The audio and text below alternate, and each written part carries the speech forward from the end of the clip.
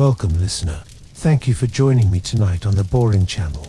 Please make yourself comfortable, rest your eyes, and settle into a state of calm.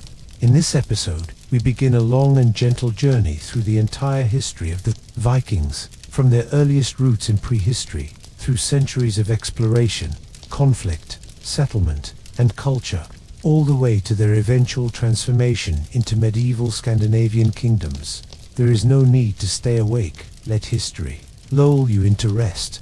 Let us begin far before the Viking Age ever officially started. We begin in the vast and forested lands of Scandinavia, what is now Norway, Sweden, and Denmark, during the late Bronze Age and early Iron Age. This is a time when the people who would one day be called Vikings were simply rural communities scattered across forests, mountains, and coastal inlets. Life was deeply tied to the seasons, to the land, and to the slow passing of generations. Around 1800 BCE, the Bronze Age arrived in Scandinavia, brought not by conquest but by trade and imitation. The peoples of the north did not have easy access to tin or copper, the metals needed to make bronze, but they obtained these materials through long-distance trade routes, stretching down into Central and Southern Europe. They learned to craft bronze tools, bronze weapons, and bronze ornaments, objects that would have seemed magical to those still living in the Stone Age way. Communities remained small clusters of longhouses surrounded by pastures and woodlands. Agriculture was practiced in a basic form.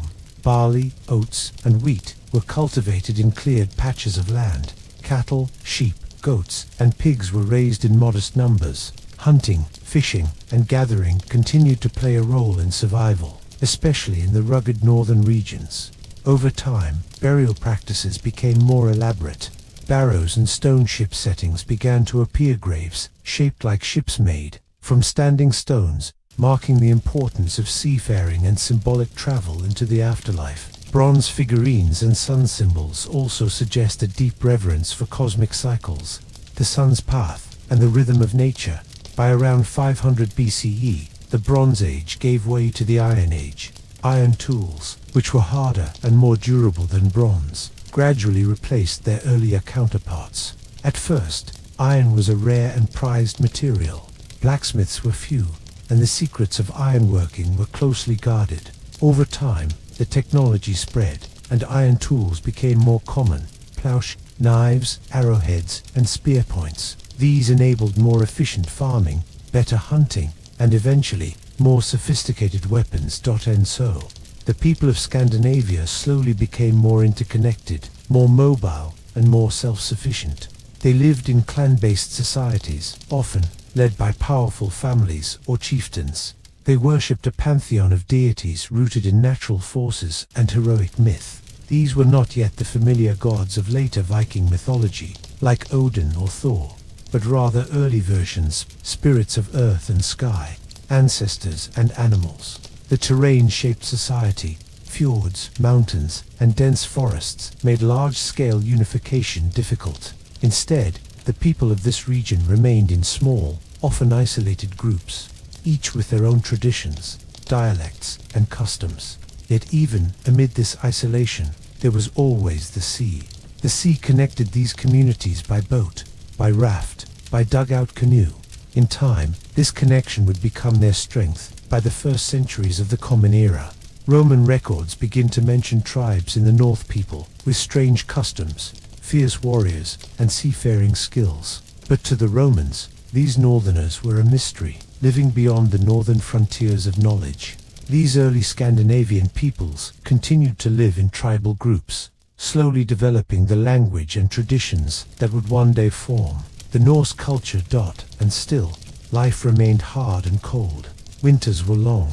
Food had to be preserved through drying, salting, or fermenting. Fires were kept burning in the center of longhouses, where families gathered to share warmth and tell stories. These oral traditions preserved memory of ancestors, of battles, of the gods. By the 6th and 7th centuries, larger tribal confederations began to emerge. Trade routes connected the Baltic to the North Sea.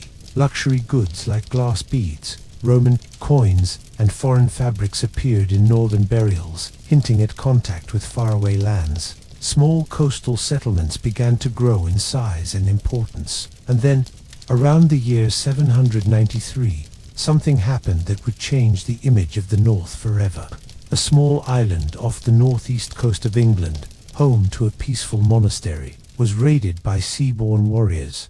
The attack on Lindisfarne shocked the Christian world. It was not the first raid, but it was dramatic.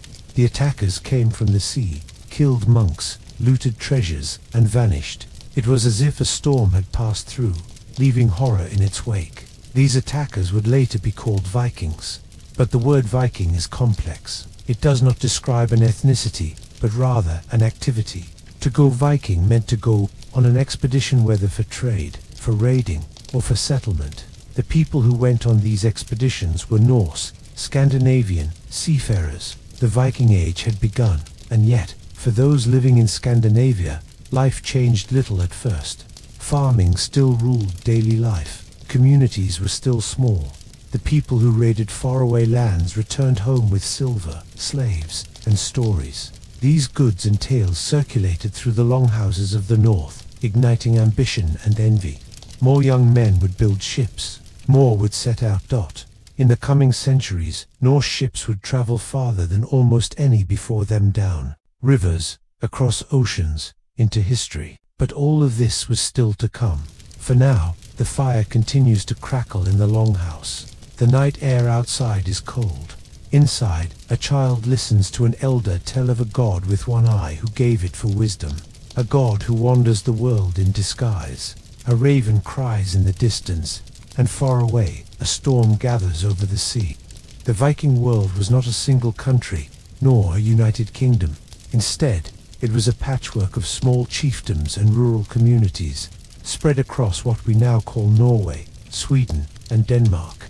Each region had its own geography, its own dialects, and its own local leaders.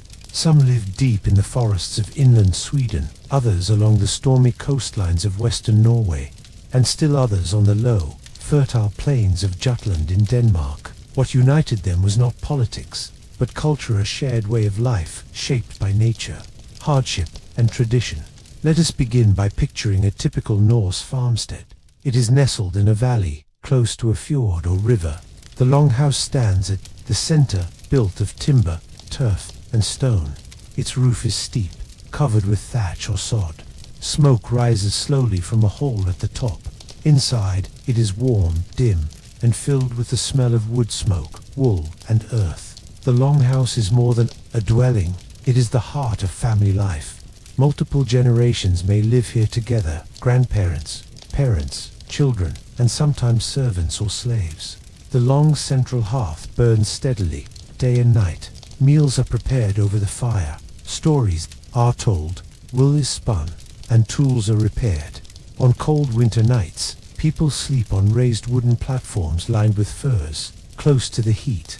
Outside the longhouse, the land is divided into small fields, enclosed by fences of woven branches. Here, the people grow barley, rye, oats, and sometimes beans or cabbages. In the short growing season of the north, every sunny day matters. The soil is worked with simple iron plows, pulled by oxen. Crops are sown, weeded, and harvested by hand. Livestock are essential. Sheep provide wool for clothing. Goats and cows give milk, which is turned into cheese or butter. Chickens provide eggs. Pigs are raised for meat, and nothing goes to waste. In the autumn, animals that cannot be fed through the winter are slaughtered, and their meat is smoked, dried, or salted to preserve it. Bones are used for tools and decoration. Hides become shoes, belts, or saddles. Fishing is also a vital part of life, especially in coastal regions. Men row out into fjords or shallow bays in small boats, using hand-woven nets or hooks carved from bone. They catch cod, herring, and salmon, which are hung to dry on racks in the sun and wind. Inland, rivers and lakes provide fresh fish, and ice in the winter helps keep food cold. Hunting supplements the diet. In the forests, men hunt deer, elk, and wild boar. In the far north, they may even track reindeer or seals. Bows and arrows are crafted with care, and hunting dogs are trained to track and retrieve. Furs from wild animals are used for warmth, and trade. Daily life is filled with work, but also with rhythm and ritual. The Norse marked the seasons with festivals, winter nights, midwinter, spring planting, and summer harvest. These are times of feasting, drinking, and storytelling. Mead is brewed from honey, beer from grain, and special foods are prepared. Songs are sung, drums beaten, and runes carved. These gatherings strengthen bonds between families and clans. Children are raised not only to work, but to learn. Boys are taught to use tools, tend animals, and wield weapons. Girls learn spinning, weaving, cooking, and herbal medicine. Both boys and girls are told the stories of their gods and heroes, passed down by memory. There is no written language, yet in common use only the ancient runes, carved in stone or wood, used for short messages or sacred words. The society is hierarchical. At the top are the Jarl's wealthy landowners or chieftains who command respect, lead in war, and preside over law gatherings. Beneath them are the carls, the free farmers, craftsmen, and traders who form the backbone of society. And at the bottom are the thralls, the enslaved people, often captured in war or born into bondage, who perform the hardest labor. But even among the free, honor is everything.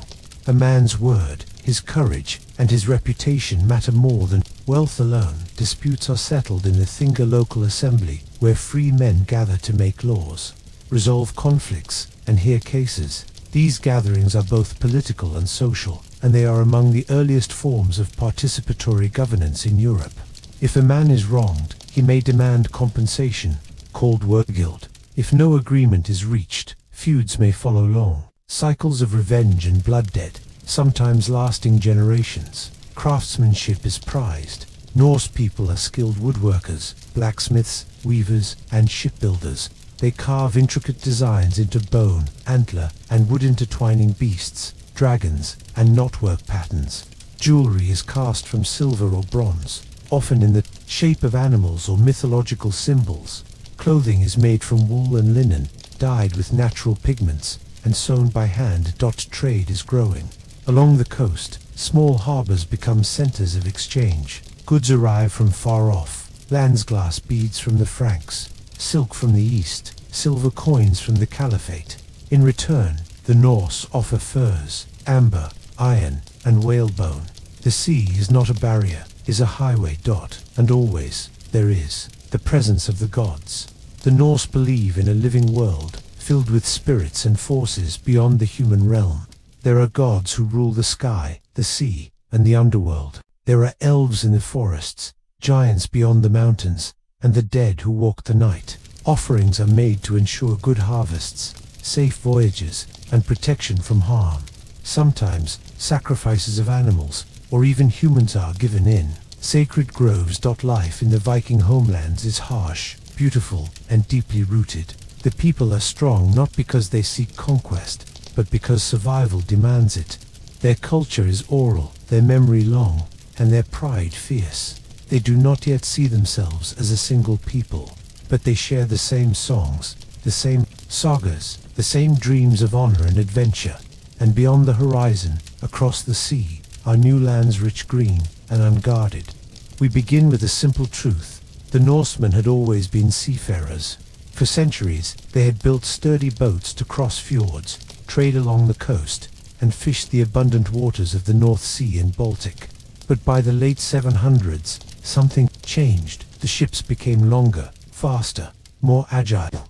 They could ride the waves like birds on the wind, and they could carry warriors as easily as goods. These ships would become symbols of an era, sleek vessels carved with dragon heads, propelled by sail, and/or capable of slipping silently into a river mouth, or launching full speed onto a rocky shore. And at their helm stood the Vikings. The most famous, dated in memory, both feared and misunderstood, is the year 793. That summer, the monks of Lindisfarne, a small monastic island off the northeast coast of England, witnessed a terror they could not comprehend. From the sea came longships, silent and swift. The warriors aboard bore axes, swords, and round shields. They descended upon the monastery like a storm. The monks were unarmed. They lived in peace, devoted to prayer, tending sheep, copying manuscripts, and praising their Christian God. But they had wealth, gold and silver chalices, jeweled crosses, and finely crafted book sand. The Vikings took it.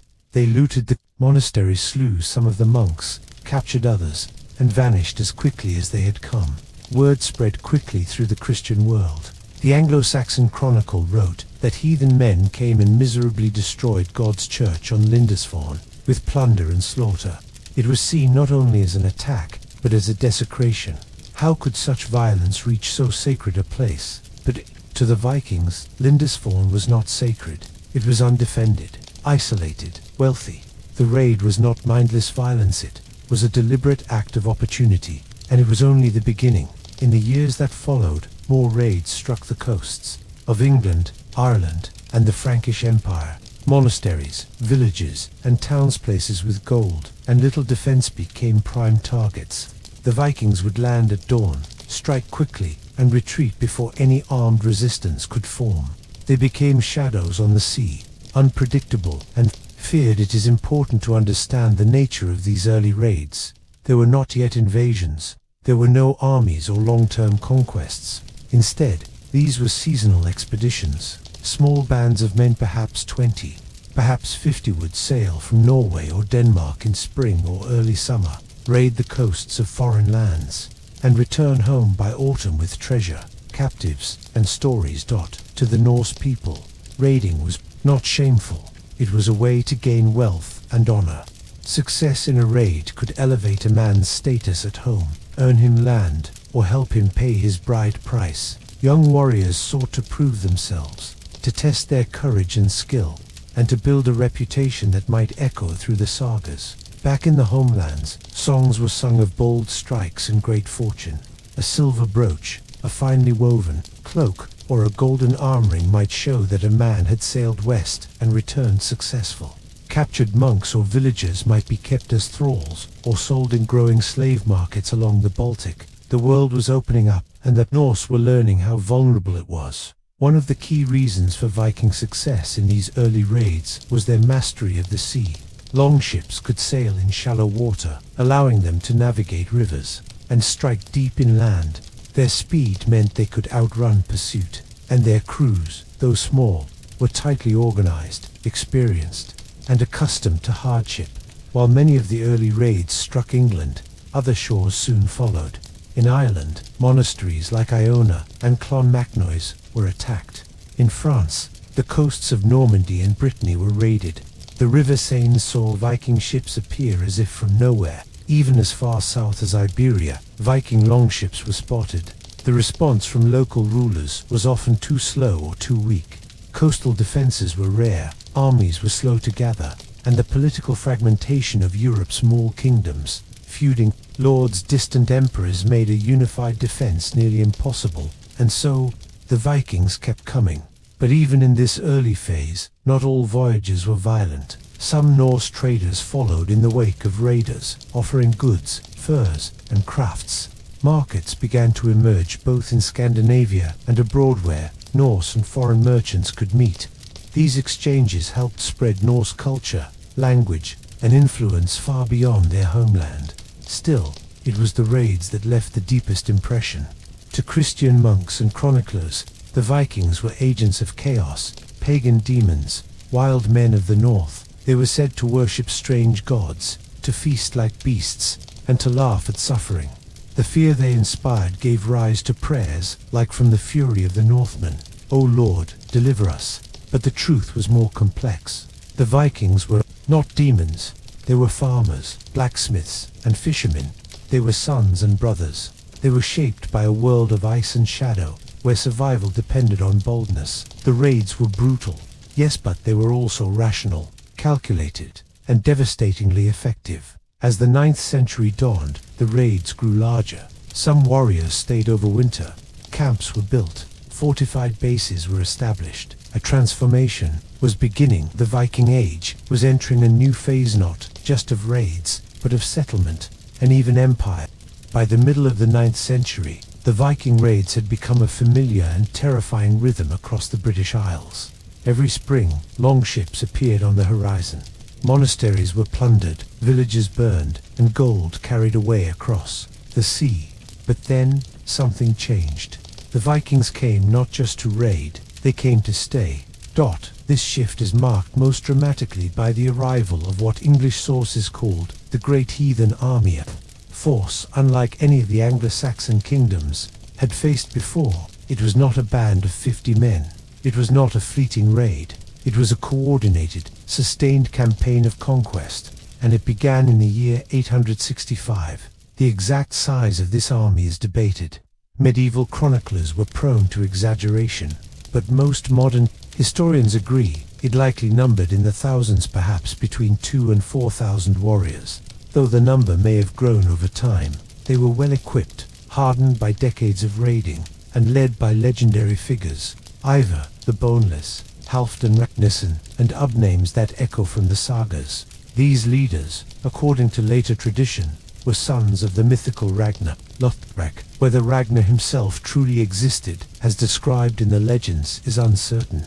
But his supposed execution by the Northumbrians in a pit of snakes was said to be the spark that brought the great heathen army westward in vengeance. The army first landed in East Anglia, one of the smaller Anglo-Saxon kingdoms. The local king, Edmund, chose to avoid open battle. Instead, he made peace by providing the Vikings with horses. With mounted troops, the Norse force could move rapidly across England. In 866, they struck Northumbria and captured its capital, York. This ancient Roman city had strategic value, defensible, wealthy, and located at the heart of the kingdom. Internal conflict among the Northumbrian rulers weakened resistance, and the Vikings capitalized on the chaos. Soon, York was theirs. From there, they expanded their grip.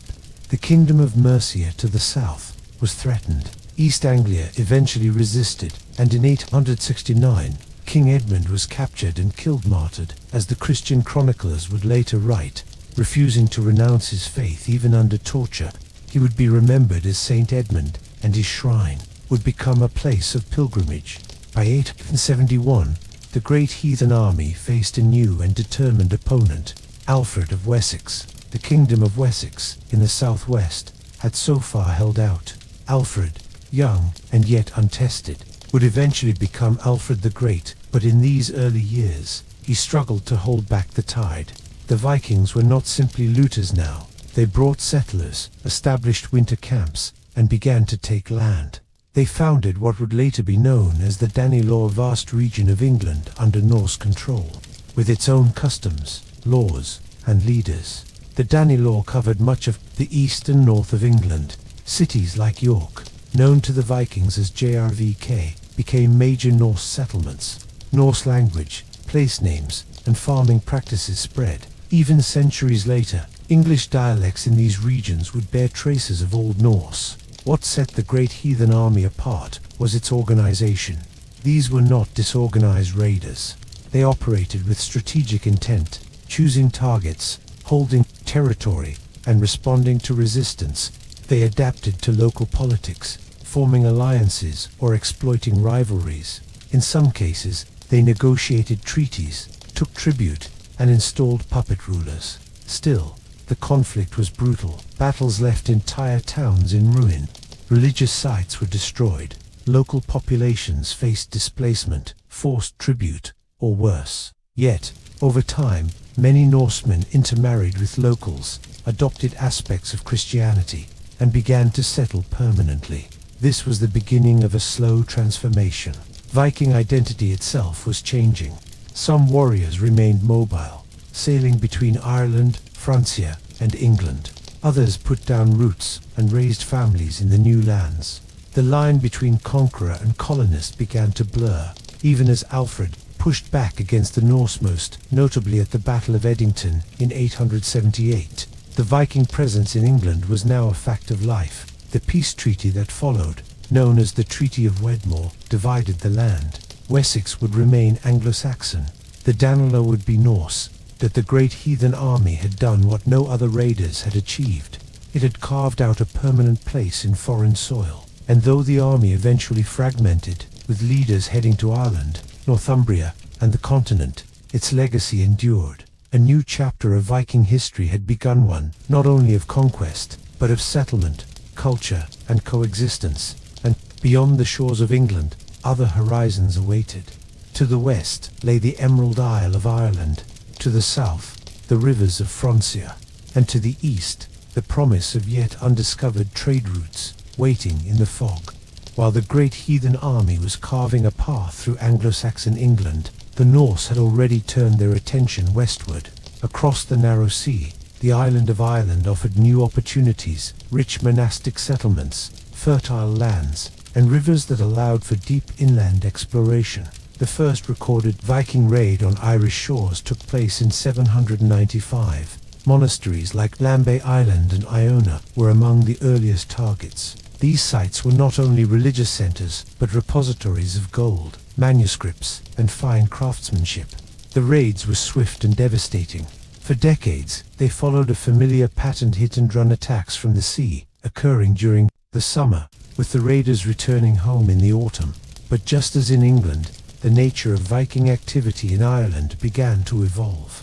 By the early 9th century, the Norse were no longer merely seasonal raiders. They began to overwinter, building temporary camps near the coast. These camps, known as long forts, were fortified enclosures that offered protection and allowed for sustained presence through the winter months. One such long fort, established around 841 near the mouth of the River Liffey, would eventually become something much greater. Over the decades, it transformed into a permanent settlement, bustling trading port and urban centre. Its name was Dubhlin, meaning Black Pool in Old Irish. Today, we know it as Dublin. Dublin became the most important Norse city in Ireland. Strategically located, it connected the Vikings to both inland routes and the wider Irish Sea. It was a place where warriors, merchants, and craftsmen mingled. Goods flowed in and out: amber from the Baltic, silks from the east, furs, slaves, and silver. The Norse were not alone in Ireland. The island was home to a patchwork of Gaelic kingdoms, each vying for dominance. Leinster, Munster, Connaught, Ulster, and smaller Tuatha ruled by petty kings.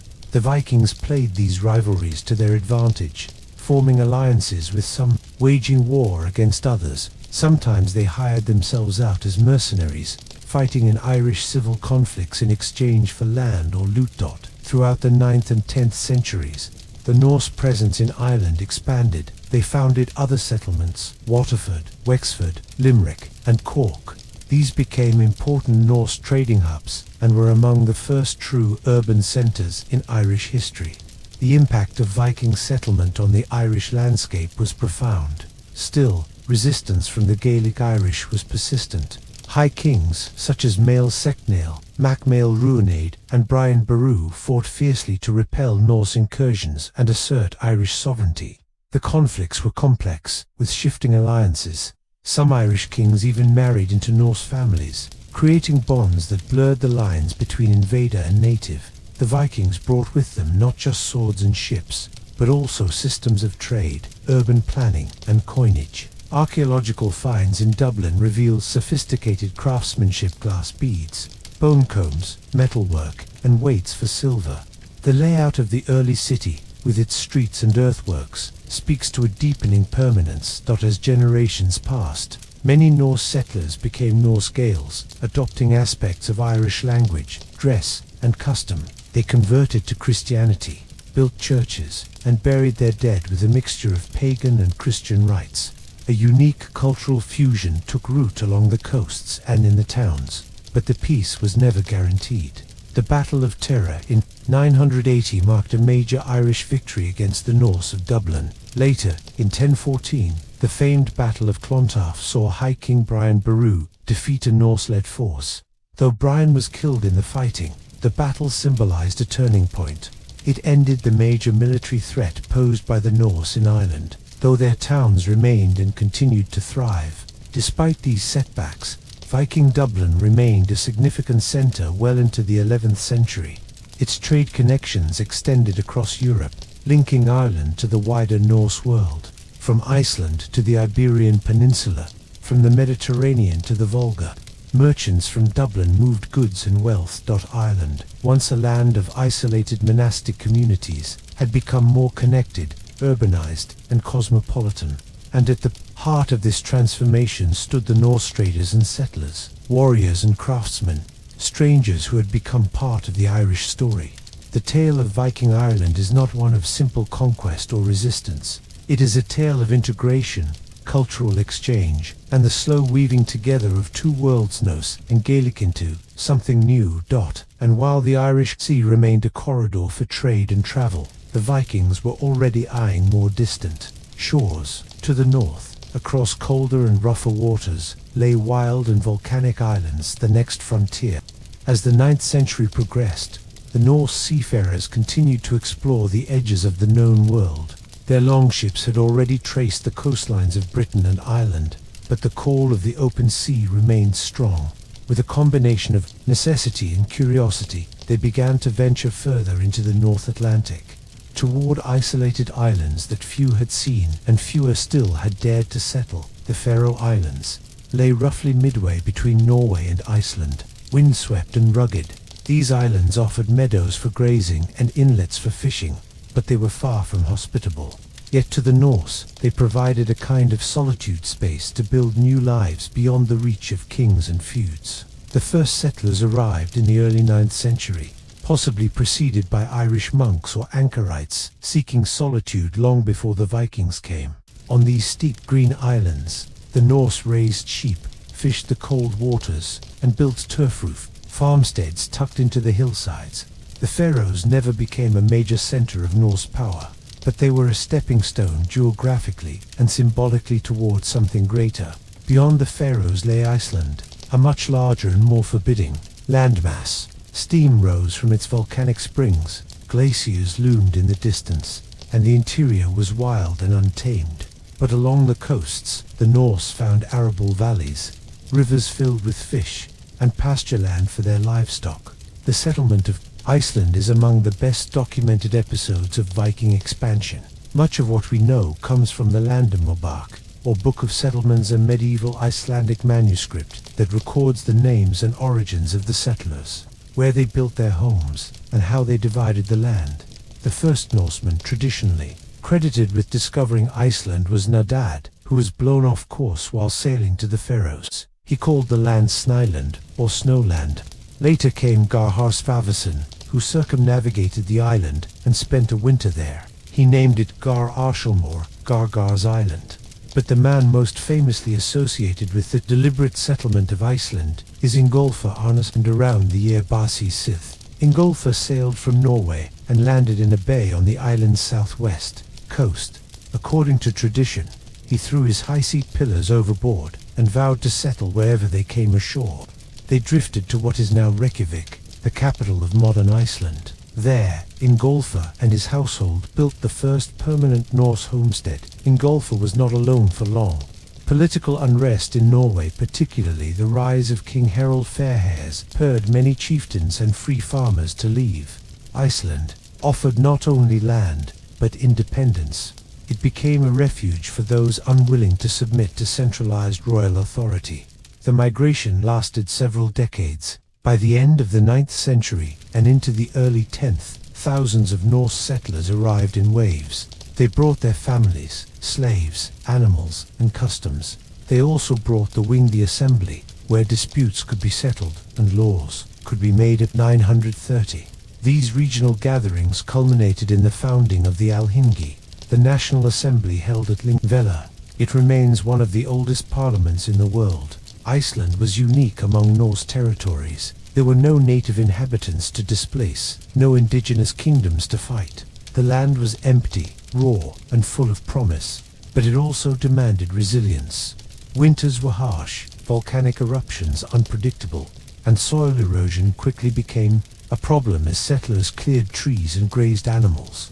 Despite the challenges, the settlers endured. They built turf houses, created sagas to remember their past, and maintained ties with Norway through trade and correspondence. Ships arrived with tools, cloth, and iron, and departed with wool, skins, and dried fish. Over time, a rich literary culture emerged.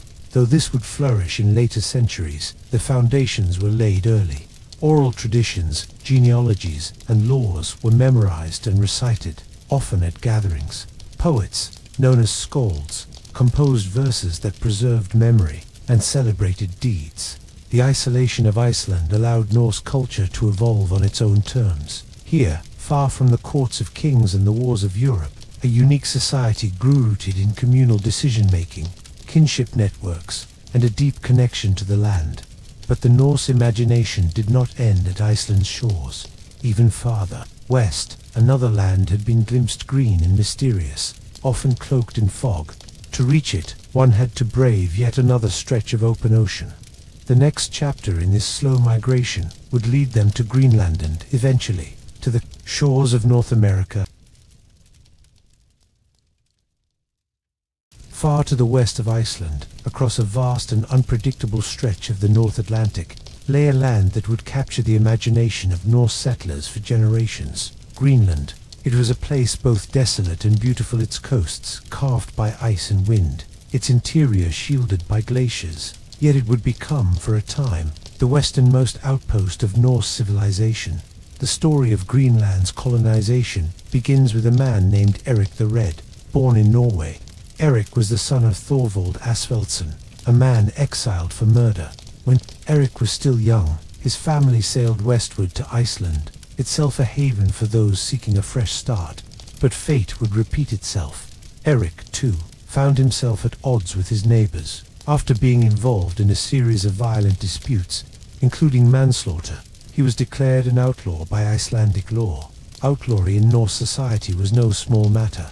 It meant complete exclusion from legal protection, effectively a death sentence unless one could flee. And so, in the late 10th century, Eric sailed west with a small group of followers, seeking refuge beyond the known world. What he found was the eastern coast of a vast landmass. The Norse may have known of this territory through earlier voyages from Icelandic sailors who had been blown off course. Eric explored the fjords, named landmarks, and spent several years there. The landscape was harsh, with glaciers descending into icy bays, but it also offered grasslands in sheltered areas and abundant seal and fish populations. Eric saw potential. When he returned to Iceland, he brought with him tales of this new land. Crucially, he called it Grunland Greenlander, name carefully chosen to entice settlers. It was, as some would later say, a clever marketing decision. Whether green or not, the name suggested fertility and promised. In 985 or 986, Eric led a fleet of 25 ships to colonize Greenland. Only 14 of those ships completed the journey. The rest were lost at sea or forced to turn back. Those who reached Greenland established two main settlements, the eastern settlement near present-day Qaqortoq, and the western settlement farther up the coast near Nuuk. Despite their names, both were located on the island's southwestern edge, where the climate was relatively milder and fjords allowed for farming. Life in Greenland was challenging but not impossible. The settlers raised livestock, mainly sheep and cattle, built sod houses for insulation, and maintained Norse traditions. Trade with Iceland and Norway continued, albeit irregularly. Ships brought timber, metal goods, and ecclesiastical items. In return, Greenlanders exported walrus ivory, furs, and rope made from seal hide. The settlements developed slowly but steadily. Churches were built, and by the early 12th century, Greenland had its own bishopric. Under the Archdiocese of Nidaros, Christianity, which had by then spread throughout the Norse world, found a foothold in this distant colony. Despite its isolation, Greenland remained connected to the greater Norse identity. Saga literature tells of marriages between Icelanders and Greenlanders, disputes over trade, and even the legal proceedings of the Thing, the assembly. The settlers held on to their language, their laws, and their sense of who they were from their ancestral homelands, yet bound to them by custom and memory. But the land was unforgiving. The growing season was short, and the population was always small, never more than a few thousand. Over time, the challenges mounted. The climate grew colder in the 14th century, in what historians now refer to as the onset of the Little Ice Age. Sea ice choked the fjords for longer periods, and trade routes became increasingly dangerous. Yet, during its early centuries, the Greenland colony stood as a remarkable feat, a self-sustaining Norse society at the edge of the known world. Enduring through sheer determination and adaptation, Greenland was not the end of Norse exploration. From its western shores, new horizons beckoned. Tales began to spread of yet another land beyond, wooded, wild, and filled with strange creatures. This place, which they would call Vinland, would mark the boldest Norse venture of all, the brief, flickering attempt to settle North America. The story of Vinland is among the most fascinating chapters in Viking history. It tells of a journey farther west than any had ventured before, of new lands rich with resources, and the dreams of settlement on the edge of the known world. Leif Erikson, son of Eric the Red, was born in Greenland around the year 970. Raised in the hardy environment of the colony, he grew into a skilled seafarer and explorer. Around the year 1000, inspired by tales from other sailors and a spirit of adventure, Leif set out on a voyage that would take him beyond Greenland's icy coasts. According to the Icelandic sagas, particularly the saga of the Greenlanders and the saga of Eric the Red, Leif's voyage was accidental, a result of being blown off course on his way to Norway. But these tales also suggest that Leif had a keen curiosity and an intent to explore lands previously sighted by others, such as Bjarni Herjolfsson, who reportedly glimpsed unknown shores after being driven westward from Iceland.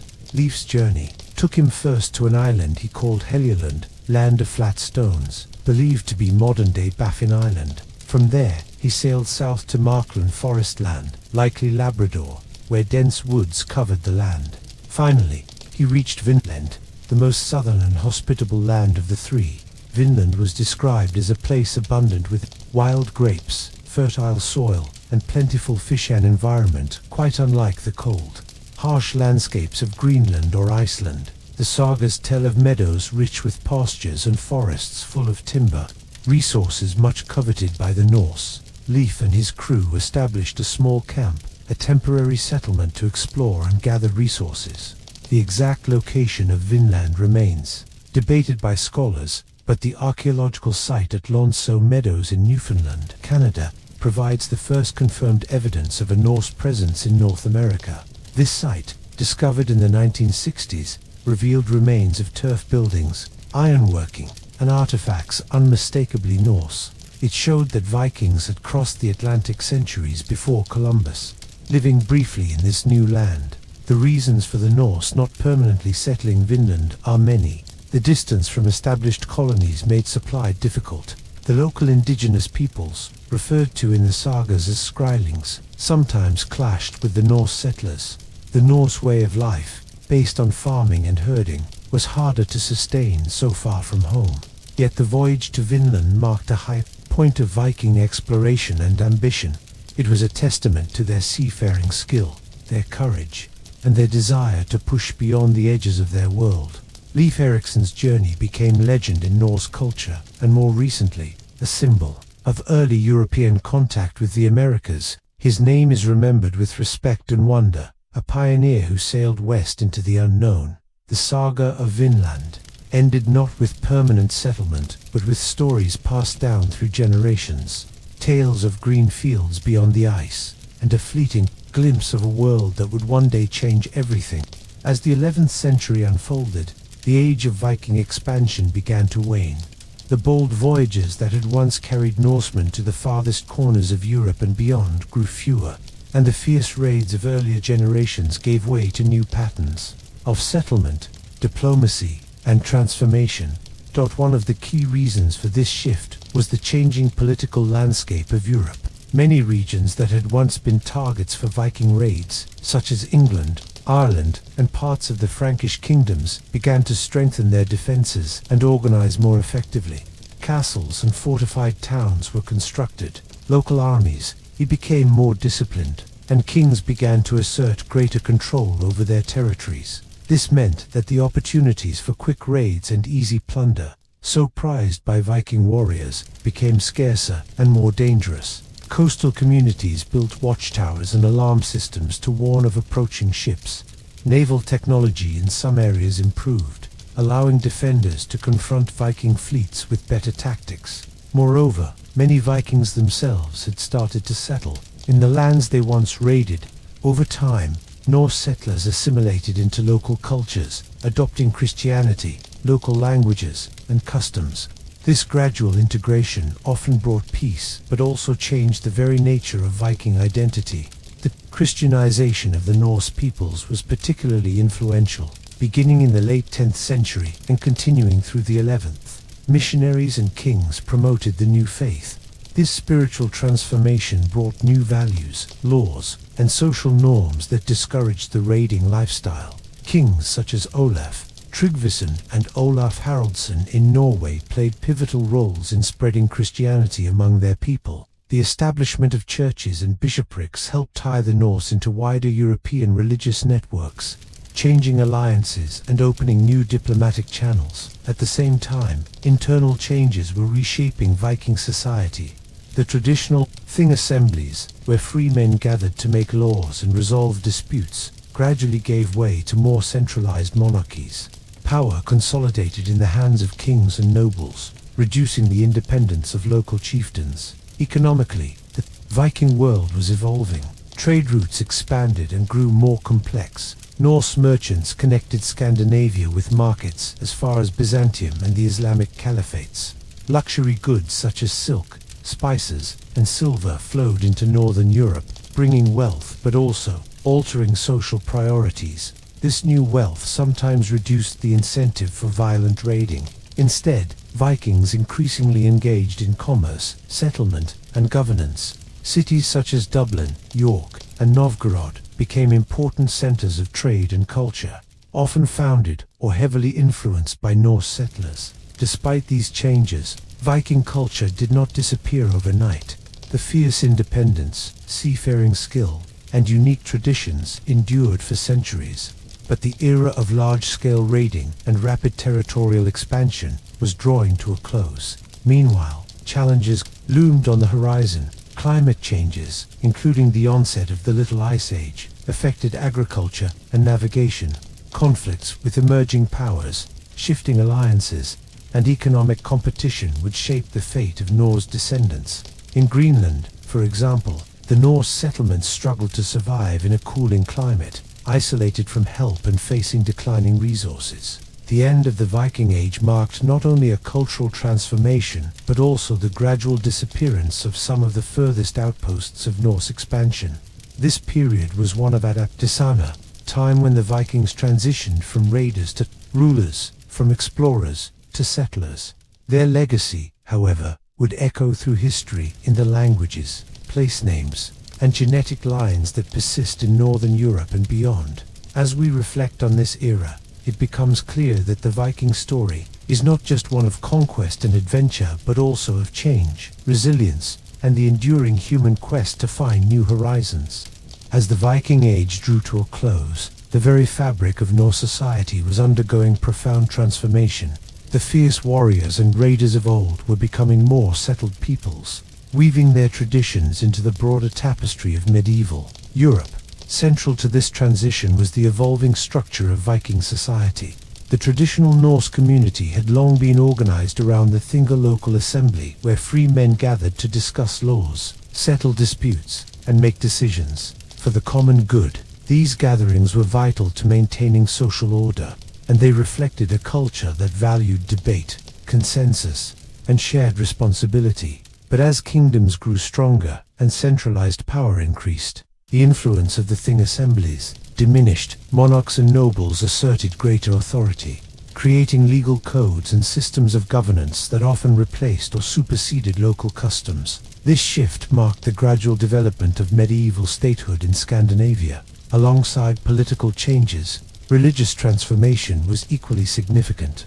The spread of Christianity brought new beliefs, rituals, and moral codes that began to replace the Old Norse pagan faith. Temples dedicated to gods like Odin, Thor, and Freya gave way to churches and monasteries. Christianity also introduced new cultural practices, such as written records, illuminated manuscripts, and monastic scholarship. These developments helped preserve aspects of Norse history and mythology, even as the older beliefs faded from everyday life. Despite these changes, many Viking traditions persisted in adapted forms. Storytelling, for example, remained a cherished art, with skalds composing poems and sagas that blended history, legend, and morality. These narratives celebrated heroic deeds and ancestral heritage, linking the past to the present. Family and kinship ties continued to be foundational. Extended families managed land, resources, and social obligations. Honor and reputation were paramount, influencing behavior and relationships within the community. Economically, Viking society was diversifying. Agriculture remained the backbone, with farmers cultivating grains, raising livestock, and managing forests. But trade and craftsmanship flourished as well. Skilled artisans produced metalwork, textiles, and woodcut, often blending Norse motifs with Christian symbolism. Trade networks connected Scandinavia to far-flung regions, bringing exotic goods and ideas. Vikings traded silver, furs, amber, and walrus ivory, while importing luxury items like silk, spices, and glassware. Markets in towns such as Birka, Hiddeby, and Rib thrived as cultural crossroads. Education and literacy slowly expanded, especially in Christian contexts. Monasteries became centers of learning, preserving knowledge and producing texts. This growing literacy helped Scandinavians engage with the wider European world, fostering diplomatic ties and intellectual exchange. Social roles also evolved. Women, who in earlier Viking society had notable rights to property and divorce, saw these roles influenced by Christian norms and changing legal structures. Yet Norse women remained influential in managing households, estates, and sometimes even political affairs. By the 12th century, Scandinavian kingdoms had largely integrated into the European medieval system. Castles dotted the landscape, feudal relationships governed land and power, and the Norse warrior spirit transformed into the chivalry of knights and nobles. The Viking Age, with its dramatic raids, daring explorations, and vibrant culture, had laid the foundation for modern Scandinavian identity. Its echoes can still be found in art, literature, and even place names across Europe and North America. As night deepens and the story draws near its close, it is worth remembering that the Vikings were not merely fearsome warriors, but also farmers, traders, poets, and pioneers. Their world was one of constant change, adaptation, and discovery, a world that continues to fascinate and inspire. Asterisk, as the centuries passed and the Viking Age faded into memory, the legacy of the Norse world endured, sometimes quietly, sometimes loudly in unexpected places. Though the ships were long gone from the shores of Europe, the impact of the Vikings remained, etched into the landscape, the language, and the collective memory of countless societies. One of the most enduring aspects of Viking legacy can be found in place names. Across the British Isles, in particular, names like York, Derby, and Grimsby bear the linguistic imprint of Norse settlers. The suffix by, meaning village or town in Old Norse, survives as a quiet marker of Viking colonization.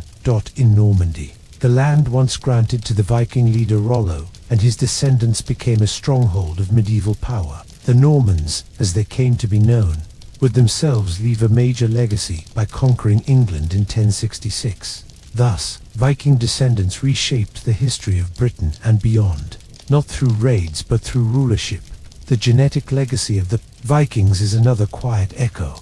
Studies of DNA in modern populations have revealed Norse ancestry in regions as far-flung as Ireland, Scotland, northern France, and even Russia. Though time has diluted these lineages, they remain a thread in the human fabric. Cultural memory, too, has preserved and reshaped the Vikings. For centuries, they were remembered in both fear and fascination. Medieval Christian writers often portrayed them as savage pagans, while Norse sagas celebrated their boldness and honor. These conflicting images would later blend into the mythos of the Viking warrior. During the 19th century, a wave of romantic nationalism swept across Europe, reviving interest in Viking heritage. Writers and artists, especially in Scandinavia, embraced Norse mythology as a source of national pride. This era produced operas like Richard Wagner's Ring Cycle, heavily influenced by Norse themes. Though more fantasy than history, in the modern age, the Viking image became even more stylized. Horned helmets, though historically inaccurate, became iconic through stage performances and costume design. Films, novels, and television shows reinvented the Norse world for new audiences, sometimes emphasizing violence and adventure, other times focusing on culture and complexity. Museums across Europe and North America began to house Viking artifacts, swords, brooches, runestones, ship remnants, drawing visitors fascinated by this ancient world. Scholars translated the Icelandic sagas and studied Norse lore, religion, and maritime technology, enriching public understanding. Popular media embraced the mystique of the Viking. From comic books to blockbuster films, the Norsemen were depicted as heroic, cunning, or brutal depending on the mood and message. In video games and fantasy novels, Viking themes often appear in the form of rugged landscapes, rune-covered artifacts, and stoic warrior cultures. Meanwhile, living history communities and reenactment groups emerged, especially in Scandinavia and the British Isles. These enthusiasts recreate Viking clothing, crafts, and even longship voyages, offering a tangible, tactile link to the past. Their efforts combine scholarship with passion, bridging the centuries with care and respect. The Norse myths, preserved in poetic Eddas and sagas, continue to inspire creators across genres. Characters like Odin, Thor, and Loki have leaped from ancient verses into modern storytelling, from Marvel Comics to literary reinterpretations, their essence reshaped for each new era. Beyond fiction, however, the Viking legacy also endures in more subtle ways. Scandinavian countries, known for their maritime heritage, still carry the spirit of exploration and innovation. Their languages retain traces of Old Norse roots, and their legal systems and democratic traditions echo the Old Thing assemblies. Even the concept of exploration, the restless curiosity that sent Viking ships across the Atlantic to unknown shores, remains a part of modern identity. The saga of Leif Erikson and the Norse voyages to Vinland, now Newfoundland in Canada, is a story of daring that rivals Columbus, though less widely known. Thus, the legacy of the Vikings is not simply one of conquest or violence, but of transformation, endurance, and cultural dialogue.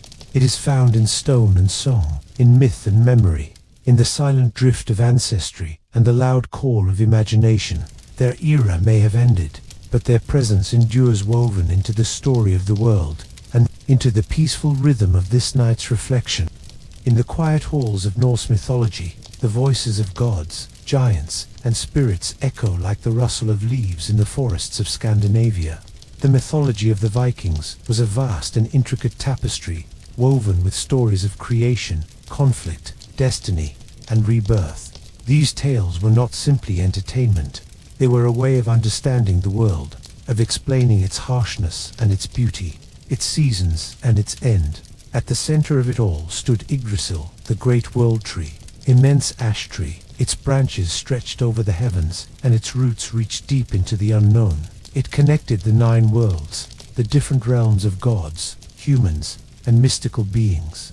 At its base lived the dragon Nidhogg, gnawing at its roots. Upon its branches sat an eagle, observing all.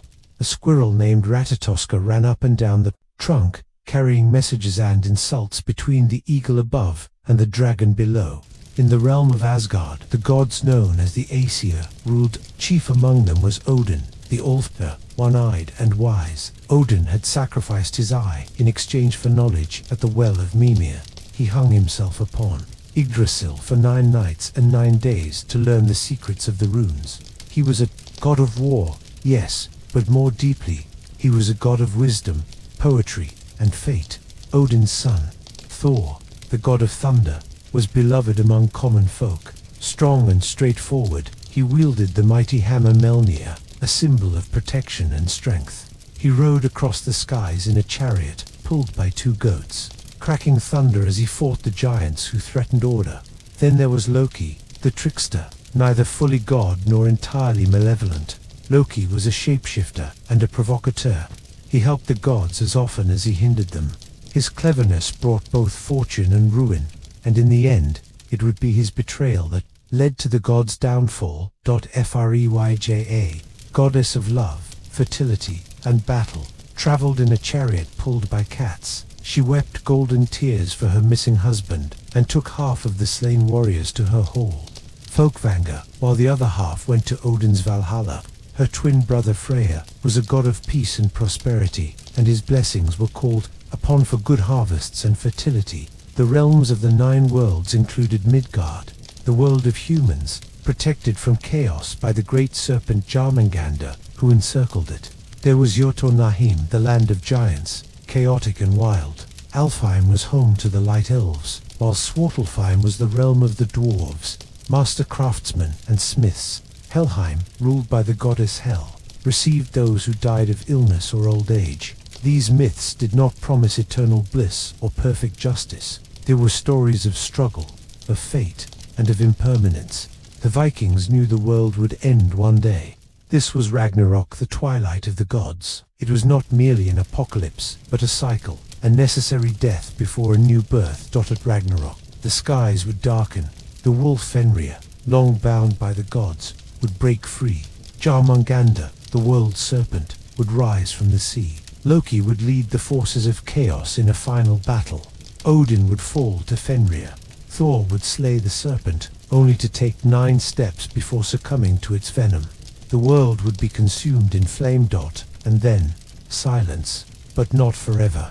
From the ashes, a new world would emerge, green and fertile. 2 humans, Leif and Lifthrasir, would survive, hidden deep within Yggdrasil's embrace, and they would begin the world anew. The surviving gods would return, changed, wiser. The cycle would begin again.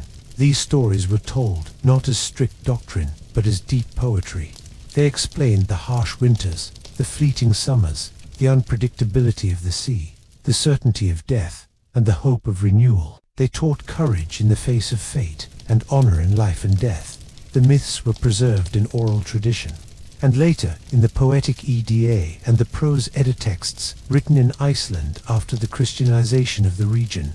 Their survival is a testament to their enduring power. And now, as you listen in the quiet of your own world, those ancient stories drift softly through time once again, not in the mead halls of Viking warriors, but in the stillness of night. In the tapestry of Viking life, often woven with tales of warriors, longships and conquest, one crucial thread remains just as essential: the women of the North. Though much of the Viking world was shaped by war and seafaring, daily life on the homestead, the passing of traditions, and the endurance of culture were very much in the hands of Viking women. Their presence, often overlooked in the great sagas of kings and explorers, was foundational and, in many ways, quietly powerful. A Viking woman's day began early, as the light of dawn spread across the fjords, or the cold winds blew through the open fields. She would rise to begin her work. The home, or langus, was not just a place of shelter. It was the center of economic activity, the heart of domestic life, and, symbolically, the pillar of society. Women were its guardians. Their responsibilities were broad and crucial. They managed the household, cared for children, prepared food, and oversaw the production of clothing. This was no simple matter. Wool had to be sheared, spun, and woven. Flax was cultivated and turned into linen. Dyes were made from plants, lichens, and insects, and each color told its own story. A woman's skill with the spindle and loom was not only a domestic virtue, but also a measure of her status and discipline. Food preparation was equally central. Women baked flatbreads, churned butter, brewed ale, and smoked or salted fish and meat for preservation. They oversaw the storage of food through the long winters, ensuring the survival of the family. Herbs and medicinal plants were gathered and applied with care. Folk knowledge, passed from mother to daughter, shaped the community's understanding of health and illness. But Viking women were not confined to the home. They were often involved in trade, particularly when their husbands were away at sea. A woman could take charge of the farmstead, direct slaves or hired workers, and negotiate local matters with authority. In many cases, the keys to the home, literally worn on a brooch at her waist, signified her control over the household. Wealth and resources. There were also women who traveled. Some accompanied their husbands or brothers on voyages across seas. Archaeological evidence shows that women were buried with items associated with travel, trade, and status. Others may have ventured far from home on their own. The Norse settlement of Iceland, Greenland, and even Vinland involved entire families, not just male adventurers. In law and inheritance, Viking women had more rights than their counterparts in many other medieval societies. A woman could inherit property, initiate divorce, and reclaim her dowry. She could manage estates and represent herself in legal proceedings. While not equal to men in every aspect, the structure of Norse law acknowledged women as autonomous actors with legal standing. And then there were the shield maidens, whether myth or reality. These warrior women have long captured the imagination. The sagas tell of women like Lagertha, who fought alongside men and led troops into battle. Archaeological finds, such as the grave in Birka, once thought to belong to a male warrior, but later confirmed to be female, suggest that at least some women did take up arms, or were honored as if they had, beyond earthly matters. Women also held roles in the spiritual life of the Vikings. Vavlur Surisais were women who practiced magic, divination, and ritual. They were respected, sometimes feared, often traveling between communities to perform rites of seer, a form of Norse sorcery. Dressed in rich robes, adorned with amulets and staffs, these women bridged the worlds of the living and the divine.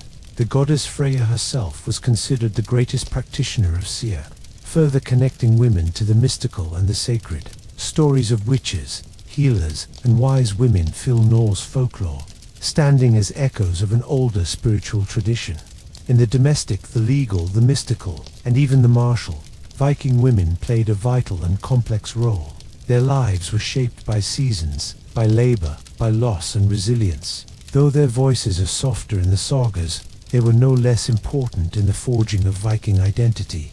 And so, in the quiet hours of the night, we remember not only the oarsmen and raiders, but also the women who tended fires, raised children, bartered cloth, read the stars, and preserved stories that continued to drift softly through time, whispering through the long twilight of the north.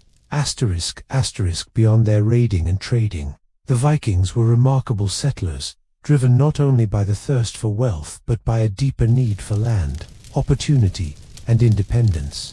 As the population of Scandinavia grew and available farmland became scarce, many Norse families turned their eyes westward. What they found, and what they built, would expand the known world in their time and leave quiet marks on the map that still echo with Norse legacy. It began with Iceland. Around the year 860, Norse explorers sighted a large, rugged island in the North Atlantic. Its coasts were wild and untouched. Volcanic cliffs stood like sentinels above the sea, while deep fjords stretched into a stark interior of lava fields, mountains, and icy rivers. The land was strange, less fertile than Norway, but free of kings and local chieftains. For many, this remoteness was not a deterrent but a promise. One of the first to settle was Ingolfur Arnarson, who, according to tradition, arrived around 874. He cast his high seat pillars into the sea and vowed to settle wherever they landed. They washed ashore in what would become Reykjavik, the Bay of Smoke, named for its geothermal steam. Soon, others followed. Families packed their belongings, tools, livestock, books, and heirlooms into Nars, the broad cargo ships suited for long voyages. They braved the freezing waves and long sunless winters for a chance at a new life. Iceland's settlement was swift. Within a few generations, most of the arable land was claimed. What emerged was a unique society, fiercely independent and deeply literary. By 930, Iceland had formed the Althing, one of the world's earliest parliamentary assemblies. Each year, free men gathered at Lingvala to resolve disputes, pass laws, and recite ancestral sagas. These gatherings were social, legal, and spiritual events, reminders that even in the most isolated corners of the world, the Norse spirit endured. But the frontier did not end with Iceland. To the northwest lay Greenland, its name famously misleading. It was Eric the Red, exiled from Iceland for manslaughter, who named it so around 982. He believed that Greenland would sound appealing to settlers. In truth, only narrow strips along the southern coast were green. The rest was ice, rock, and sea. Still, settlers came. They built turf homes and barns, planted barley in sheltered valleys, and raised cattle and sheep. Two main settlements, Sistern and Western, grew slowly, connected by coastal sea routes. For over 400 years, Norse Greenlanders survived on a mix of farming, hunting, and trade, exchanging walrus, ivory, and furs with Europe. But life there was harsh. The climate began to cool in what is now known as the Little Ice Age. Sea ice grew thicker, storms more violent. The settlements shrank, and eventually, sometime in the 1400s, they vanished, leaving behind ruins, tales, and questions. Some may have returned to Iceland, others may have perished. Their legacy, however, remained carved into the stone foundations and stories passed on by explorers. And then there was Vinland.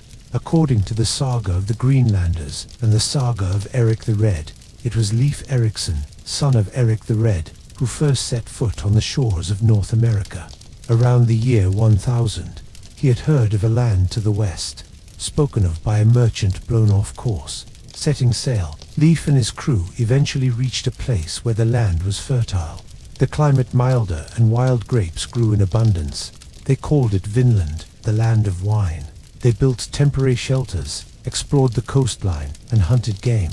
Later, expeditions followed, including those led by Leif's brother, Thorvald, and a woman named Freydis, who famously wielded a sword to scare off hostile locals. But the Norse presence in Vinland was short-lived. Conflicts with indigenous peoples, Skrælings in the sagas, combined with logistical challenges and isolation, made permanent settlement impossible. After only a few years, the Norse returned to Greenland. Still, the voyage to Vinland stands as a quiet milestone. Nearly 500 years before Columbus, Norse sailors crossed the Atlantic and stepped onto North American soil. They built, explored, traded, and returned, leaving behind faint traces in Newfoundland's Lonceau Meadows, a UNESCO site where remnants of Norse buildings have been uncovered. These distant outposts, windswept Iceland, icy Greenland, and the fleeting promise of Vinland speak to the vastness of Viking ambition. Not merely raiders, they were farmers, lawmakers, poets, and pioneers. They sought not just gold, but space to live freely. And when the northern lights flickered above these lonely settlements, or when the frost clung to wooden beams at night, it was not battle cries or sails that filled the air, but the quiet, steady breath of those who made their homes at the edge of the world.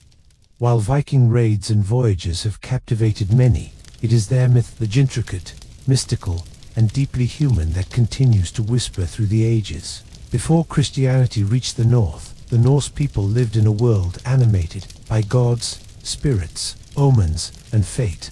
Their beliefs were not written in sacred texts, but passed from voice to voice, woven into poems, sagas, and rituals by firelight. The Norse cosmos was a vast, living tree called Yggdrasil, the world tree.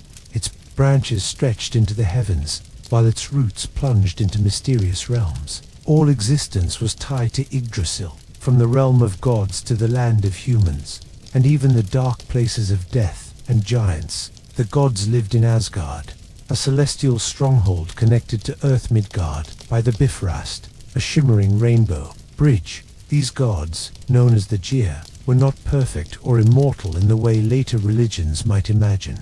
They were mighty, yes, but flawed, prone to anger, desire, fear, and fate. Foremost among them was Odin, the Allfather. Odin was a god of wisdom, war, and poetry. He gave one of his eyes in exchange for knowledge. Drinking from the well of Mimir, he hung himself for 9 nights on Yggdrasil to learn the secret of runes. He was a wanderer, a shapeshifter, a seeker of truths too deep for even gods to hold. Ravens Hugin and Munin, thought and memory flew from his shoulders each day to gather news of the world. Beside Odin stood Thor, the thunder god. Red-bearded and fierce, Thor was the protector of gods and men. His hammer, Mjolnir, forged by dwarves, could level mountains and return to his hand after every throw. Sailors and farmers alike revered him, calling upon his strength to calm storms and bless the harvest. Then there was Frey, god of fertility and peace, and his sister Freya, a goddess of love, beauty, and battle. Freya rode a chariot pulled by cats, wept golden tears, and was also known to choose half of the fallen warriors for her own hall. Folkvanger, sharing the slain with Odin, And there was Loki. I was a trickster, neither wholly good nor evil. He was clever, chaotic, and dangerous. He birthed monsters, broke oaths, and played both sides. It was Loki who brought laughter, but also doom. His children included the wolf, Fenrir, the world serpent, Jormungandr, and Hel, queen of the underworld. In the end, Loki's betrayal would ignite the end of days Ragnarok. But for the Norse, death was never the end. Warriors who died bravely in battle were taken by Valkyries to Valhalla, Odin's great hall, where they feasted and fought daily in preparation for Ragnarok. Others, who died less gloriously, might find themselves in Helheim, a cold and silent realm. Religious practices were deeply woven into daily life. Sacred groves and natural sites served as places of worship. Offerings of meat, mead, and valuables were made to ensure good harvests or favorable winds. Occasionally, sacrifices known as BLTs included animals and, in rare cases, humans, given in hopes of divine favor. The Norse calendar was filled with feast days and seasonal rites. The Jul or Yule was a midwinter festival of light and rebirth, marked by feasting and the burning of great fires. Spring brought fertility rites, while autumn was a time of remembering ancestors and preparing for the long night.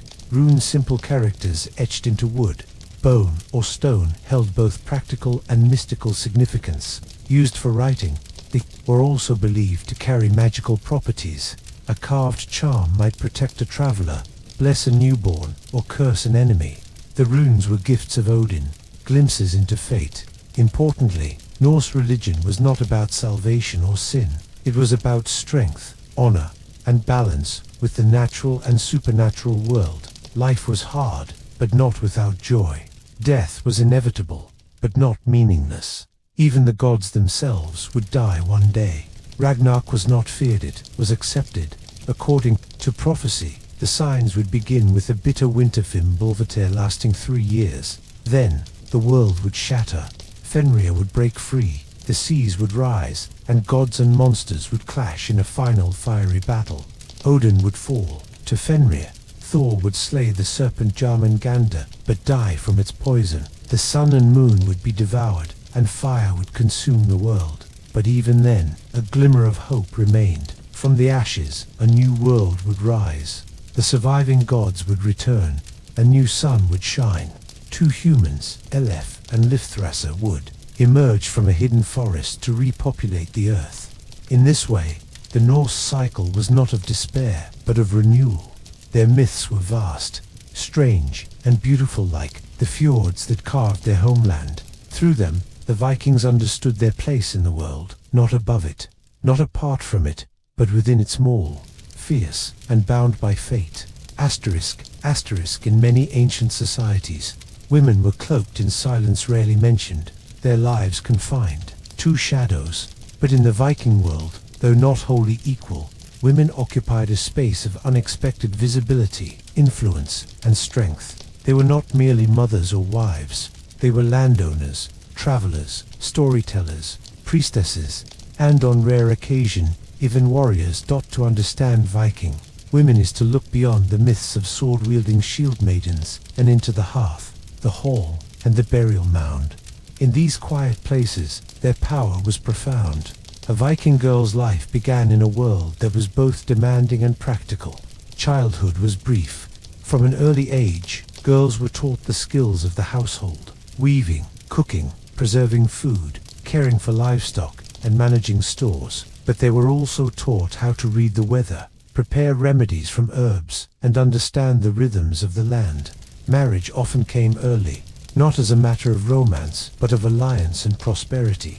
A bride brought a dowry, and in return, the groom's family paid a bride price, signifying respect for the woman and the union. Once married, the woman was mistress of the home, a domain taken seriously in Viking culture. The Viking household was a hub of productivity. The longhouse was not merely shelter, it was a center of craft, social life, and seasonal labor. The woman oversaw food supplies, weaving, dyeing, and the making of clothes. She controlled the household keys, a literal and symbolic gesture of her authority. These keys were often worn on her belt, jangling as she walked, a quiet testament to her role. Property laws in Norse society granted women rights unusual for the time. A woman could inherit land if no male heirs were present. She could divorce her husband by calling witnesses and declaring herself separated. She could reclaim her dowry. Widows were respected and could head households in their own right. Though not equal in all spheres, Viking women held a form of legal and social agency that set them apart from their counterparts in much of medieval Europe. Some women went further. The sagas speak of Aud, the deep-minded, a powerful widow who sailed across the sea to settle in Iceland, founding a lineage. Others speak of Freydis Eriksdóttir, a fierce explorer who sailed to Vinland and, according to legend, brandished a sword to scare off attackers when her male companions faltered. These figures, though semi-legendary, reflect cultural values that allowed for women of grit and independence. There is also the figure of the vulva, or Sirisa woman, who practiced Seitar, a form of Norse magic or prophecy. Dressed in elaborate cloaks and adorned with staff and jewelry, these women were respected, even feared.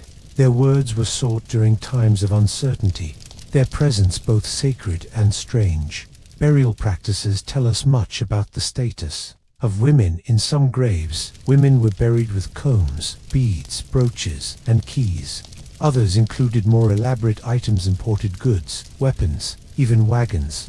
The Oseberg ship burial, uncovered in Norway, contained the remains of two women surrounded by a trove of carved wooden art, textiles, and ceremonial items. Their funeral was as grand as any chieftain's, suggesting reverence, not subjugation. In Viking poetry and saga literature, women were not only present but active participants. They urged vengeance, mourned with haunting verses, and, at times, manipulated events behind the scenes. The sharp wit of Gudrun, the tragic fate of Brynhild, and the icy cunning of Queen Gunhild all reflect the narrative weight given to female voices. Still, the Viking Age was not without its harshness. Childbirth was dangerous. Political marriages could be strategic rather than kind. Women accused of witchcraft or adultery might be punished. Slavery existed, and many enslaved women taken from raids lived lives of hardship and silence. The Norse world, like all worlds, was layered with contradiction, but in its texture, it gave women more than invisibility.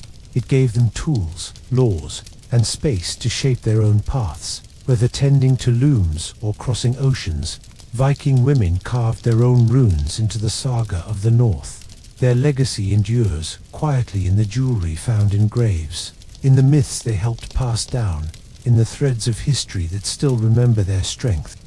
In the shadow of battlefields and voyages across icy seas, the Vikings faced quieter, persistent challenges, those of injury, illness, and the frailty of the human body.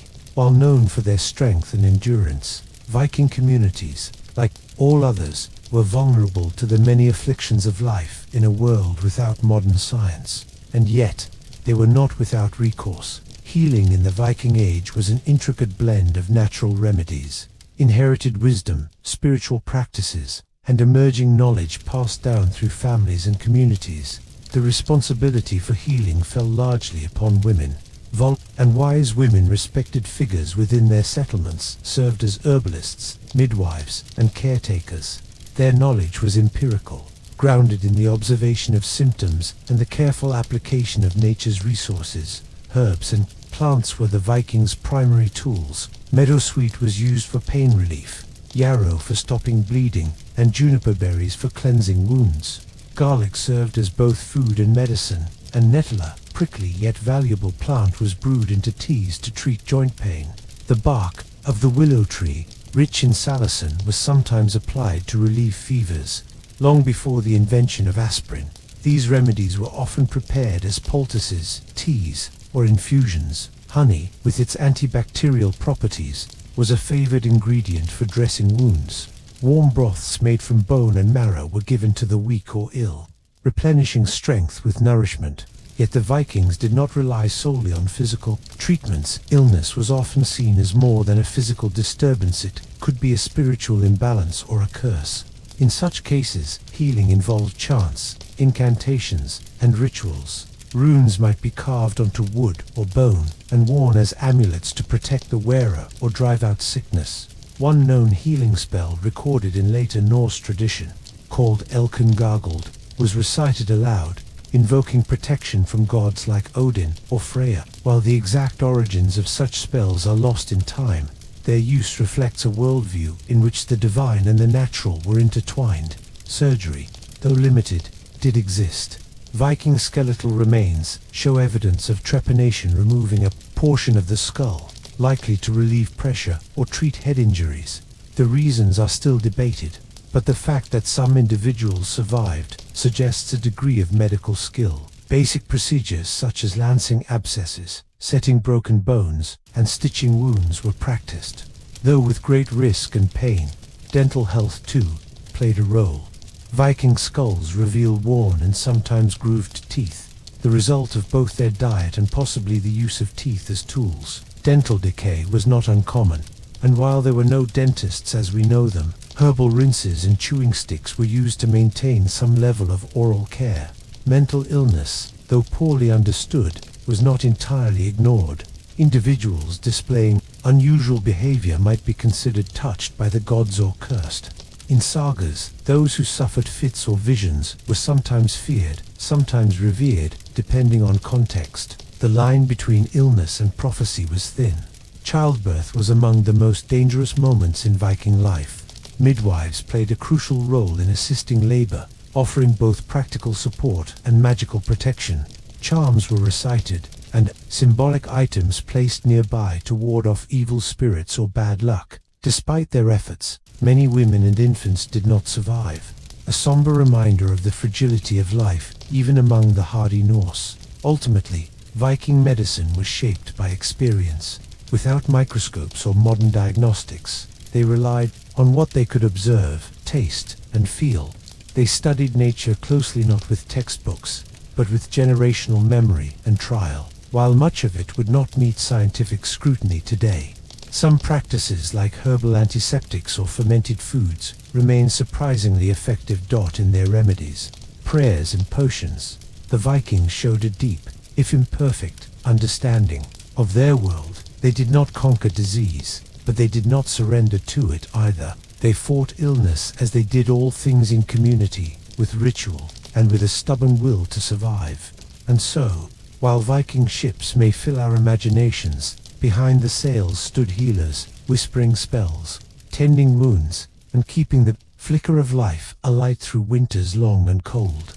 Asterisk, asterisk, as the clatter of axes and the creak of longships often define the Viking image, it is easy to overlook one of the most essential aspects of their society. Beyond warriors and raiders, the Norse were merchants, navigators, and skilled craftsmen who built a vast web of economic connections that spanned from the icy fjords of Norway to the bustling bazaars of Baghdad. In the early Viking Age, around the late 8th century, local economies in Scandinavia were primarily based on subsistence. Families bartered goods, wool for fish, grain for iron tools.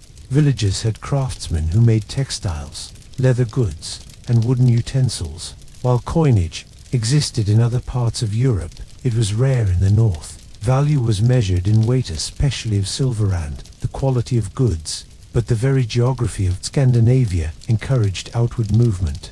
Rugged land and short growing seasons meant surplus was hard-won and seasonal. The sea, by contrast, offered endless potential. Rivers and coastlines became highways for those willing to brave the tides. Trade began with neighboring communities, but quickly expanded into an international affair. The Vikings did not merely plunder, they often returned to the same regions to establish commercial ties. In the British Isles, the Franks coasts, and along the Slavic rivers, they became not just feared raiders, but welcome traders. One of the key centers of Viking commerce was the town of Hiddeby. Situated near the base of the Jutland Peninsula, Hiddeby was a melting pot where Norse, Slavic, Frisian, and Arab traders met. Goods from all over the known world could be found here. Glass beads from the Carolingian Empire, silk from Byzantium, spices from the East, and amber from the Baltic shores. Vikings exported furs, walrus ivory, reindeer hides, honey, beeswax, woolen cloth, and finely wrought weapons. In return, they sought silver above all else. Silver coins, Islamic dirhams, poured into Scandinavia in large quantities. These coins were often hacked into smaller pieces, weighed on portable scales, and used in barter-based transactions. Entire hoards of such silver fragments have been unearthed across Sweden and Denmark. The trade networks extended astonishingly far in the east. The Vikings, known as the Varangians, traveled down the rivers of modern-day Russia and Ukraine, establishing trading posts and settlements. The mighty Dnieper and Volga rivers became Viking highways to Constantinople and the Caspian Sea. The trade route, sometimes called the route from the Varangians to the Greeks, allowed Norse merchants to bring home silk, wine, and gold. From Byzantium to the west, the Norse reached Ireland, where cities like Dublin flourished under Viking influence, serving as centers of trade in slaves, textiles, and precious metal. Further west still, they reached Iceland, Greenland, and briefly North America, bringing with them not only their goods, but their customs and dialects. Slavery, or thrall trade, was another component of the Viking economy. Captives taken in raids, or purchased in markets, were sold as laborers. While morally troubling by modern standards, it was a common practice across medieval Europe and the Islamic world at the time. Slaves were transported from the British Isles in Eastern Europe to the markets of the Mediterranean and beyond. Shipbuilding was another economic pillar. The craftsmanship required to produce a seaworthy longship was considerable. Timber had to be selected and cured, iron rivets forged, and sails painstakingly woven from wool. These ships were not only used for raiding and travel, they were also commercial vessels, carrying tons of cargo across the seas. Artisan work also flourished. Viking artisans were accomplished metalworkers, woodcarvers, and weavers. They made jewelry of bronze and silver, ornate brooches, drinking horns, and rune-inscribed objects that were both decorative and symbolic. These items were traded locally and abroad, sometimes as status symbols or religious offerings. Even coinage, once rare in the north, began to appear by the late Viking Age. Kings and jarls minted their own coins to facilitate local trade, signaling a shift from purely barter-based economics to more structured systems. Towns grew around market centers, often protected by wooden palisades and governed by local assemblies. Through trade, the Vikings were not isolated barbarians, but active participants in the global medieval economy. They were the northern link in a chain of commerce that stretched from China to Spain. They were shaped by foreign influence and, in turn, shaped the lives of others. Their hunger for silver was not born only of greed, it was a practical necessity for growing economies, gifting and honoring alliances. So while the Viking sword may gleam in the saga's retelling, it is the weight of a silver coin, the barter of a bolt of cloth, and the smooth glide of a merchant ship across a cold sea that tell another, quieter truth. The Norse were builders of economies, makers of networks, and traders of the world.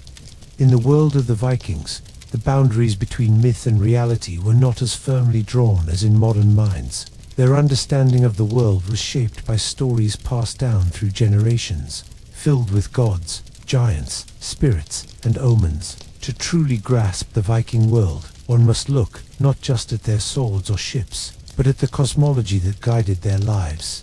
The Norse universe was believed to be composed of 9 realms, all bound together by Yggdrasil, the great world tree.